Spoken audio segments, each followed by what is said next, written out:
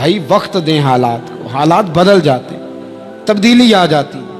اللہ تبارک و تعالیٰ کمزوروں کو طاقتور کر دیا کرتا ہے، غریب کو امیر بنا دیا کرتا ہے۔ اللہ تبارک و تعالیٰ ان لوگوں کو جن کی کوئی آواز سننے والا نہیں ہوتا، ان کی چھوٹی آواز کو اللہ قوت دے دیتا ہے، طاقت دے دیتا ہے۔ شرط یہ ہے کہ آپ استقامت کا مظاہرہ فرمائیں، صبر کا مظاہرہ فرمائیں، آپ تھوڑا اپنی زندگی میں ٹھہراؤ لائیں، آپ تھوڑا حوصلہ کریں۔ آپ فوری طور پر وہ راتوں رات امیر ہونا، راتوں رات باوقار ہونا، راتوں رات چھا جانا۔ ہمارے ایک بزرگ فرمایا کرتے تھے، جتنا تیز دوڑو گے نا سامنے سے ہوا بھی اتنی تیز ہی پڑے گی۔ فرماتے تھے اگر بس پہ سیٹ نہیں نہ ملی، پچھلی بس کا انتظار کر لو، چھت پہ بڑی ہوا لگتی ہے، اور اگر تم جلد باز ہونا کہ جانا میں نے ابھی ہے، تو فرمایا پھر چھت پہ بیٹھنا پڑے گا تو ہوا بڑی تیز پڑے گی۔ پھر تھوڑا تھوڑا کر کے، حوصلہ کر کے، احتیاط کے ساتھ آپ سفر کریں، اپنی زندگی میں وہ استقامت لائیں جو ہمارے بزرگوں کا طریقہ ہے، وہ حوصلہ لائیں جو ان کو بڑا کرتا تھا، وہ والا ماحول لائیں جس سے ان لوگوں کے اندر طاقتیں آئیں۔ تو بھائی یاد رکھیں، آپ حالات کو وقت دیں، حالات کو۔ آپ چلے گئے ڈاکٹر کے پاس دوائی لینے، اس نے آپ کو دوائی دے دی 1 مہینے کی، اس نے کہا 1 گولی صبح کھانی 1 شام کھانی، یہ سیرپ ہے اتنا بڑا، 1 چمچ صبح پینا 1 شام پینا ہے۔ تو آپ نے کہا نہیں میں نے تو 2 گھنٹے میں ٹھیک ہونا ہے، تو ساری بوتل ہی نہ پی جاؤں، ساری گولیاں اکٹھی نہ کھا جاؤں، چونکہ ٹھیک جو ہونا ہے ہو جائیں گے آپ ٹھیک۔ وہ کہتا ہے 1 چمچ پینا ہے، 2 نہ پی لینا، یہ دوسرا اثر بھی ہو سکتا ہے، سائیڈ افیکٹ بھی ہو سکتے ہیں، آپ اس کو احتیاط سے لینا۔ اور کچھ گولیاں ایسی ہیں جو ڈاکٹر کہتا ہے پوری نہیں کھانی، آدھی کھانا، تو پھر پوری کھا لیتے ہو۔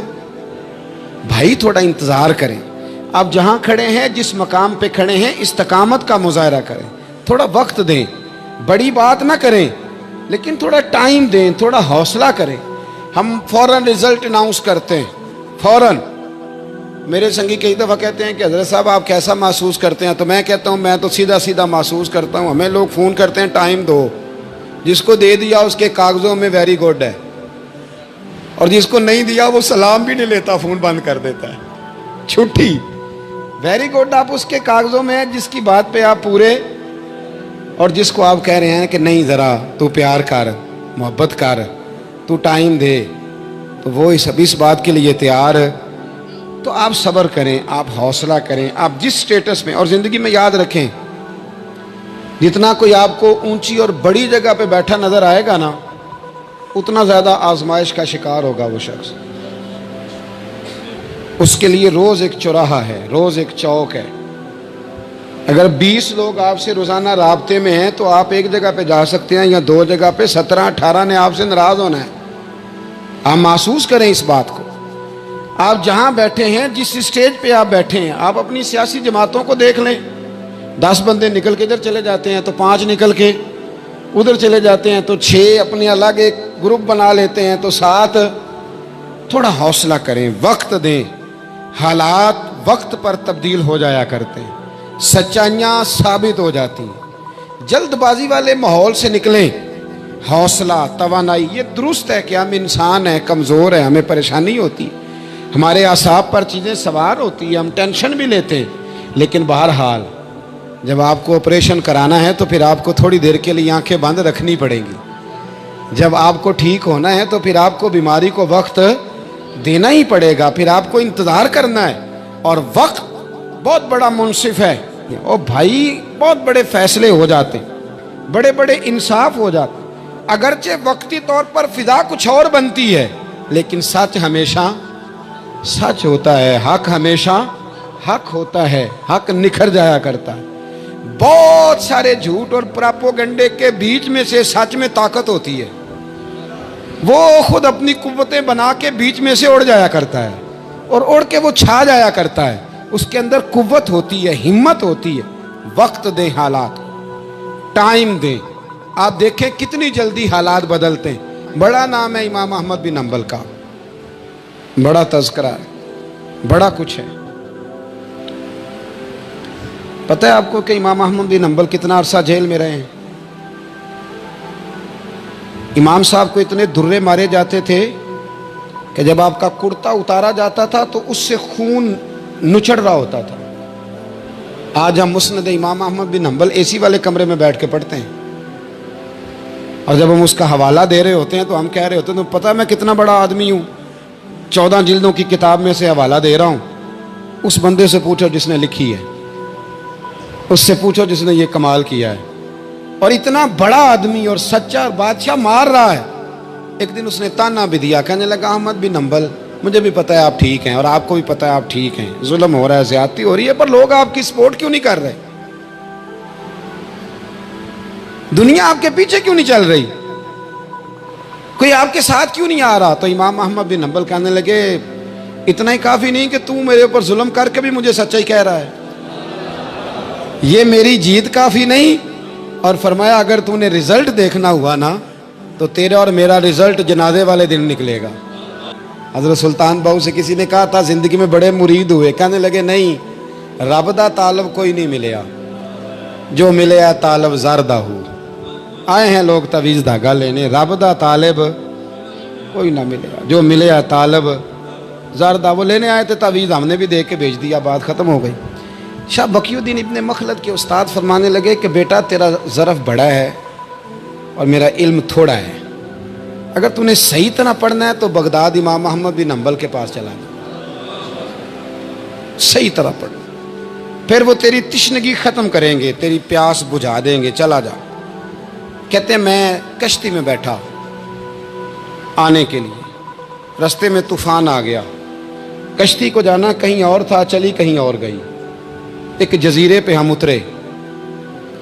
فرماتے ہیں کہ وہاں پیسے ویسے بھی ختم ہو گئے، پتے کھا کے گزارا کرنا پڑا. بغداد کی سمت کا تعین کر کے پتہ کر کے اس طرف میں چلنے لگا پیدل.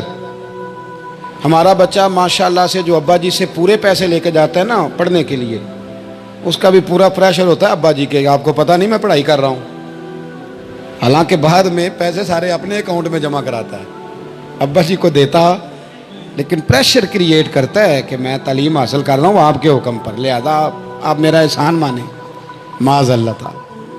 کہتے میں تعین کر کے بغداد کی سمت چلنے لگا، شہر بغداد دی کی یہ نشانی. کہتے میں جا رہا ہوں اس سمت، پتے بھی کھانے پڑے رستے میں. 1.5 مہینہ لگا تو میں بغداد پہنچا. اب میں نے لوگوں سے پوچھا کہ امام احمد بن حنبل کا مدرسہ کہاں ہے؟ جب میں نے کہا نا امام احمد بن حنبل، تو ایک زمانے میں نام بجتا تھا، ڈنکا بجتا تھا. آج جیل میں جب کہا نا امام احمد بن حنبل تو جس سے پوچھا کہنے لگا چپ کر جا، ان کا ذکر نہ کرنا. تو ان کا نام لیتا ہے جیل ہی جاتا ہے، ان کا نہ نام لینا، خبردار. کہتے میں نے کہا کیا ہوا؟ کہ بادشاہ مخالف ہو گیا، امام صاحب کا دارالعلوم تو بند ہو گیا، وہ تو گھر میں قید ہیں. توجہ ہے میری بات پر؟ یہ ذوق اگر اسٹوڈنٹ کا بنتا ہے نا تو استاد پڑھانے والا نہ بھی نہ ہو تو وہ استاد کے سینے سے علم کھینچ لیا کرتا ہے، کھینچ لیا کرتا ہے. خواجہ فقیر محمد چرائی رحمۃ اللہ علیہ کے ایک مرید تھے، تو حضرت نے انہیں بڑا کچھ نوازا. تو کچھ لوگ کہنے لگے حضرت جی اسی کو سارا کچھ دے دیا ہے.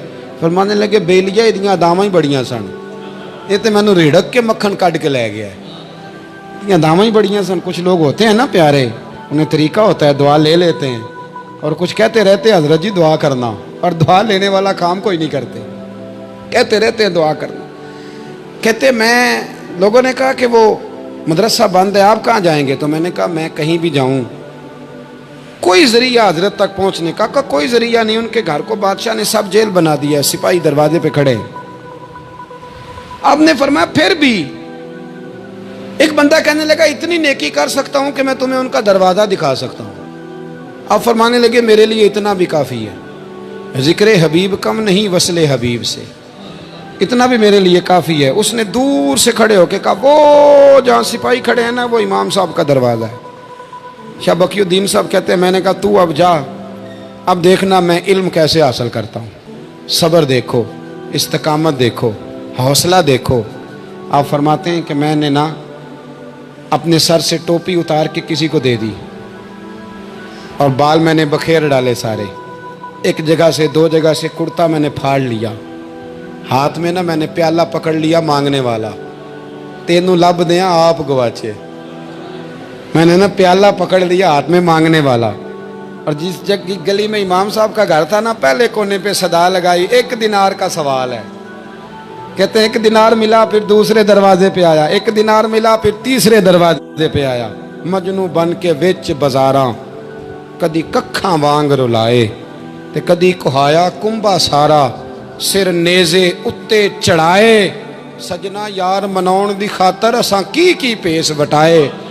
फरमाते मैं ना मांगने वाला, भिकारी बन के मांगने वाला नहीं, मैं अमीर बाप का बेटा था पर मैं मांगने वाला बन गया। मैंने फटे पुराने कपड़े, एक दरवाजे पे 1 दिनार। इमाम साहब का भी दरवाजा आया, कहते मैंने सदा दी, 1 दिनार चाहिए था। कहते इमाम अहमद बिन हंबल दरवाजे तक आए, और जब मेरे प्याले में कासे में दिनार डालने लगे तो मैं रो पड़ा। मैंने कहा मेरे महबूब करीम की हदीसों के वारिस और जानशीन, मैं तो कहाँ से चला हूँ, तुझसे हदीस सीखने आया हूँ। मुझे खैरात ना दे, मुझे मेरे मुस्तफ़ा की 2 हदीसें पढ़ा दे। तो कहते हैं शेख की आंखों में, इमाम साहब की आंखों में आंसू आ गए। फरमाने लगे यार मैं भी सोच रहा था स्टूडेंट ही कोई नहीं, किससे हबीब की बातें करूं, आज तो पढ़ा दूंगा तो कल कैसे आएगा। अर्ज की हुजूर जब तक आप जेल में रहेंगे मैं भिखारी बना रहूंगा। मांगना जो है नौकर की ते नखरा की, जब लेना जो है तो खत्म हो गई बात, प्याला सीधा रखेंगे। आप फरमाते हैं कई महीने, 1 2 4 दिन नहीं, कई महीने मैं हाथ में ना प्याला ले लेता और गलियों में घूमता। 1 दिनार का सवाल है। इस्तकामत, सबर, हौसला। आप फरमाते हैं इमाम अहमद बिन हंबल का दरवाज़ा आता तो वो 1 दिनार भी रोज़ देते और हदीसें भी रोज़ ही पढ़ाते।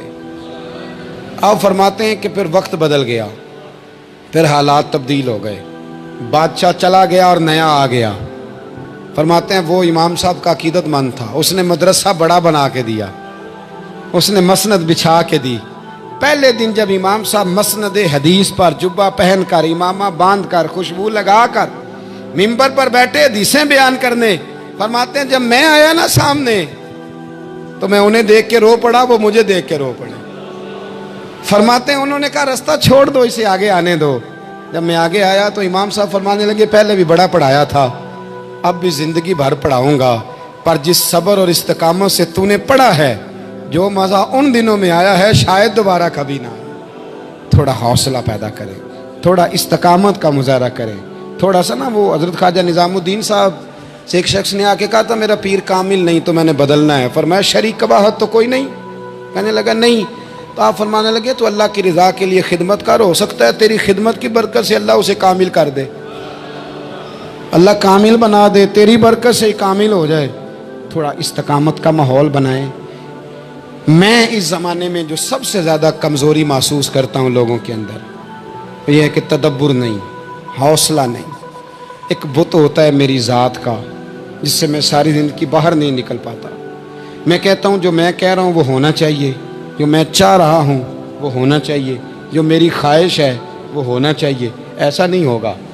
ख्वाहिशें आप करेंगे, चाहते आप करेंगे, पर पूरी अल्लाह अपनी हिकमत से करेगा। पूरा अल्लाह अपनी। मेरे नबी करीम अलैहिस्सलाम ने एक दुआ मांगी थी, अल्लाह मेरी उम्मत लड़े ना। तो रब करीम ने कहा महबूब ये दुआ मुझसे मांगे ही ना। इसमें भी उसकी हिकमत है कि आपको हक पहचानना है, खुदा रहा अल्लाह पे छोड़ें। हम बड़े बेहौसला हैं, हम बड़े कमज़ोर हैं, हमें तो अल्लाह ताला खैर करे। अब तो ज़माने में जो दवाई सबसे ज़्यादा बिकनी चाहिए वो वहम की दवाई है, वो सबसे ज़्यादा बिकनी चाहिए। हर चौथा आदमी इस वहम का शिकार है कि जाने क्या हो जाएगा। कुछ भी नहीं होगा, वही होगा जो मंजूर है। आपको तो माशाल्लाह याद है, वही होगा जो मंजूर है। कुछ चीज़ें अल्लाह रसूल पे छोड़ें, सब्र के साथ, इस्तकामत के साथ। एक बात मैंने शुरू में की थी, फिर दोहराता हूँ आखिर पे। ये सोच लें कि आप हक पे हैं कि नहीं, आप सच्चे हैं कि हज़रत अब्दुल्ला इब्न ज़ुबैर इमाम हुसैन के बाद यजीदी फ़ौजों के ख़िलाफ़ निकले थे। आपके कुछ साथी शहीद हो गए थे और कुछ पीछे की तरफ चले गए थे, पसपा हो गए थे। हज़रत अब्दुल्ला इब्न ज़ुबैर अकेले रह गए थे। उस वक़्त आपकी वालदा हज़रत अस्मा बिनते अबी बकर सिद्दीक़ 90 साल उम्र थी और आंखों से नाबीना थी। فرماتے ہیں میں اپنی اماں سے مشورہ کرنے آیا، میں نے کہا اماں میرے کچھ ساتھی پیچھے چلے گئے، کچھ شہید ہو گئے، میں جہاد میں اکیلا رہ گیا ہوں، حکم کیا ہے؟ تو اماں کہنے لگی عبداللہ پہلے یہ بتا تو حق پہ ہے کہ نہیں؟ میں نے کہا اماں ہوں تو میں حق پہ، پر مجھے تیری بڑی فکر ہے، تیری 90 سال عمر ہے، یہ تو میرے جو مقابلے والے ہیں یہ تو بڑے سخت گیر لوگ ہیں، میری لاش کے ٹکڑے ٹکڑے کر دیں گے، تو برداشت کر لے گی؟ تو حضرت اسماء نے پتہ کیا دلیرانہ جواب دیا تھا کہ بیٹا بکرے کو تکلیف صرف ذبح ہوتے وقت ہوتی ہے، جب اس کی کھال اتارتے ہیں پر اسے کوئی تکلیف نہیں ہوتی، جب اس کے ٹکڑے ٹکڑے کرتے ہیں اسے کوئی تکلیف، تو کہا بیٹا حوصلے کے ساتھ رہنا، صبر کے ساتھ رہنا، اگر تو حق پہ ہے پہلے یہ دیکھ لے، اگر آپ حق پہ ہیں، اگر نہیں تو توبہ کر کے حق پہ آئیں، اور اگر آپ حق پہ ہیں تو پھر آپ یہ ذہن بنا لیں کہ حالات بدلیں گے اور جو آپ کا نظریہ ہے وہ غالب آ کے رہے گا، اگر آپ حق پہ ہیں تو پھر اللہ آپ کو توفیق دے گا، لیکن زندگی میں ان چیزوں سے بچیں۔ امام اعظم کے خلاف سازش رچی گئی، امام صاحب رحمۃ اللہ تعالیٰ علیہ کے پاس ایک بی بی دوڑی، حضور مسئلہ پوچھنا، آپ عورتوں سے ملا نہیں کرتے تھے، میں نے سوال کرنا ہے جی، جلدی جلدی سے اندر آ گئی، عورت جیسے ہی اندر داخل ہوئی باہر شور ہو گیا، امام صاحب کے پاس عورت ہے، اس نے بھی شور کر دیا کہ معاذ اللہ ثم معاذ اللہ، 10 درازی کیا امام اعظم نے۔ لوگ امام صاحب سے کہنے لگے اب پراپوگنڈا ہو گیا، سارے شہر میں بات پھیل گئی، حضور آپ جواب دیں، آپ بھی کو بات کریں۔ فرمانے لگے کیا جواب دوں، بی بی اکیلا تھا، میں اندر آئی ہے، باہر شور ہوا ہے، عورت کہہ رہی ہے میں اکیلا تھا، میں جواب دوں بھی تو میری گواہی کون دے گا، میرے ساتھ کھڑا کون ہوگا، اس وقت کون ہے جو اٹھ کے کہے گا کہ نہیں نہیں ایسی بات کوئی نہیں، یہ تو ماحول تو اور رخ اختیار کر گیا، تو حضور اب کیا کرنا ہے؟ تو آپ فرمانے لگے کرنا کیا ہے، میں کوئی لاوارث ہوں، رب رسول کا ماننے والا ہوں، میں فیصلہ اپنے اللہ پہ چھوڑتا ہوں، وہ بھی تو عدالت ہے نا۔ مصیبت یہ ہے کہ میں اور آپ سارے فیصلے خود کرنا چاہتے ہیں، حالانکہ خود کچھ فیصلے چھوڑ دینے چاہیے، وہی ہوں تو بہتر ہیں۔ فرمایا اللہ رسول پہ چھوڑتا ہوں، ختم ہو گئی بات، اب میں دلیل دوں گا بھی تو میری سنے گا کون؟ اس طرح کے ماحول میں کئی دفعہ آپ دلیل دیتے بھی ہیں تو کوئی سننے کو تیار ہے، وقت فیصلے کرتا ہے، کون سنے گا؟ فرمایا بس ٹھیک ہے، لے گئے پکڑ کے کوتوال کے پاس، تھانے میں بند کر دیا، اب اتنا بڑا امام ہے تھانے میں بند ہے، عورت بھی باہر بٹھا دی گئی، امام صاحب نے اس سے کوئی ڈسکس نہیں کی، جب اندر تشریف لے گئے سپاہی 2-3 کھڑے تھے، امام صاحب او ہو رب کریم کے بندوں کا وہی طریقہ، امام صاحب نے وضو کے لیے پانی مانگا اور پھر امام اعظم نے نفلوں کی نیت باندھی اور 2 رکعتیں پڑھ کے کہنے لگے مالک عزتیں بھی تیرے پاس ہیں، ذلتیں بھی تیرے پاس ہیں، تو جس حال میں ابو حنیفہ کو رکھے گا مجھے شکوہ کوئی نہیں، میں تیری رضا پہ راضی ہوں، جیسے تو چاہے میں راضی ہوں تیری رضا پہ۔ امام صاحب دعا مانگ رہے تھے تو آنسو ہاتھوں پہ گر رہے تھے، نہ کبھی مصلی بھی آباد کریں، نہ کبھی دنیا کو تو دکھڑے بڑے سنا لیے، نہ 2 رکعتیں پڑھ کے روئیں رب کی بارگاہ میں، محبوب کا وسیلہ پیش کریں، نہ اسے بھی تو منائے نا۔ امام صاحب کے آنسو گرنے لگے، سپاہی بھی پریشان تھے، وہ بی بی نہ خود ہی اٹھی اور امام صاحب کے قریب گئی، کہنے لگی پہلے مجھے دنیا والے کہتے تھے، اب میں سمجھ گئی ہوں آپ تو رب کریم کے نیک بندے، اب نہ روئیں، سویرے جانا ہے نا قاضی کی عدالت میں، تو میں سویرے گواہی دوں گی کہ میں نے جھوٹا الزام لگایا تھا، آپ ناراض نہ ہوں۔ امام صاحب فرمانے لگے اس سے نہیں بات بنے گی، اگر تو نے کچھ کرنا ہے تو جو میں کہتا ہوں وہ کر، امام اعظم تھے نا، جو میں کہتا ہوں وہ کر۔ اس نے کہا جی وہ کیا؟ آپ فرمانے لگے اب تیری گواہی سے بھی بات اور ہو جائے گی، اس کو کہہ لیا ہے، اس کو منا لیا ہے، اس کی منت کر لی ہے، اس کو رشوت دے لی ہے، حالات کا تقاضا اب اور ہے، اب اس کا جواب بھی کچھ اور ہی ہے۔ با پردہ عورت تھی برقعے میں لپٹی ہوئی، اس کو گھر بھیج دیا، وہ کوتوال سے کہنے لگی میں بیمار ہوں، مجھے چھٹی دے دو، سویرے آ جاؤں گی، مدعی مقدمہ تو میں ہوں، اب مدعی کو تھوڑی کوئی باندھ کے رکھے گا۔ خاتون گھر چلی گئی، صبح قاضی کی عدالت میں مقدمہ لگا، امام صاحب رحمۃ اللہ علیہ کٹہرے میں کھڑے ہیں، یار بڑا مشکل ہوتا ہے معزز آدمی کا کٹہرے میں کھڑا ہونا، لیکن مخلوق تو فنکار ہے، اس درجہ کے پل بھر میں یہ سنگے در کعبہ سے بھی اسنام تراشے، تم کون ہو کیا چیز ہے داغے کبابی، لوگوں نے تو مریم پہ بھی الزام تراشے۔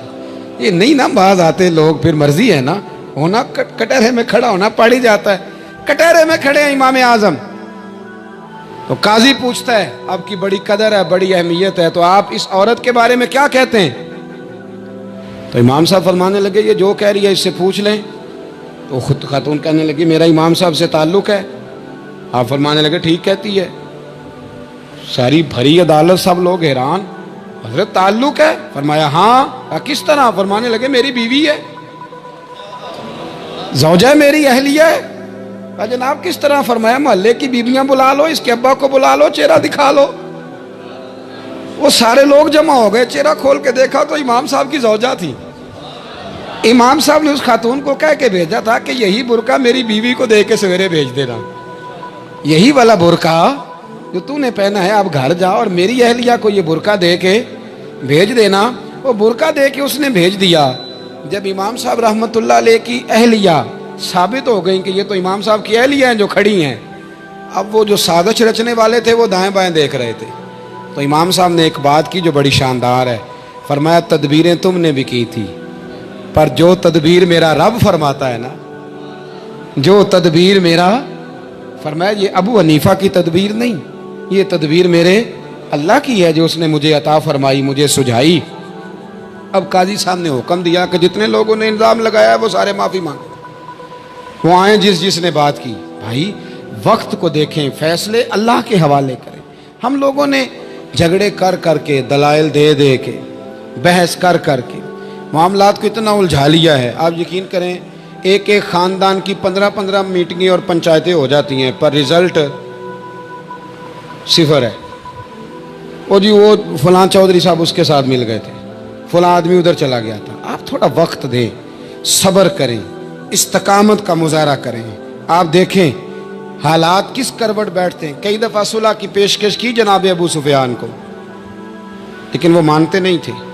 حضرت عباس فرماتے میں نے کئی دفعہ انہیں کہا، حدیبیہ میں بھی میں نے کہا، انہوں نے سخت شرائط کے ساتھ صلح کی، لیکن جب حضور لشکر لے کے گئے نا میدان میں، توجہ ہے میری بات پر، 10,000 کا لشکر گیا تو پھر ابو سفیان خود اٹھ کے حضرت عباس کے گھر گئے، کہنے لگے میں نے تو آج آپ کے بھتیجے کی شان دیکھی ہے۔ تو حضرت عباس کہنے لگے ابھی بھی وہیں کھڑے ہو، یہ بھتیجے کی شان نہیں، یہ اللہ کے محبوب کی شان ہے، یہ رسول کائنات کی شان ہے صلی اللہ علیہ۔ تو کہا اب میں صلح کرنا چاہتا ہوں، اب میری صلح کرا دو۔